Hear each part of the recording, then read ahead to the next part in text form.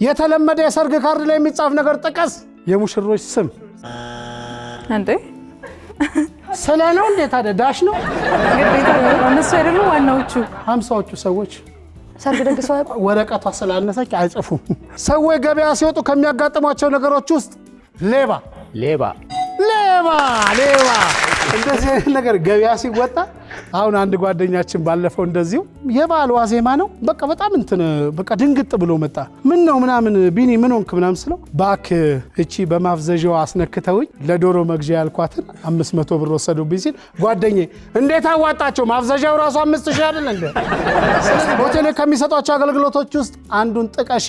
የመኝታ አገልግሎት በጣም የሚገርማችሁ አንድ ጓደኛዬ ገርል ፍሬንዱ ነው በህይወት እንደዚህ ሆቴል መኝታ ክፍል እንደዚህ ገብቻ አላቀም ብለው ስገባ ዋይፋይ ሆቴል ደንበኛ ናት እንጂ አይደለም ጎረቤት ነው ሲፈን ታውቃታለሽ ማለት ነው።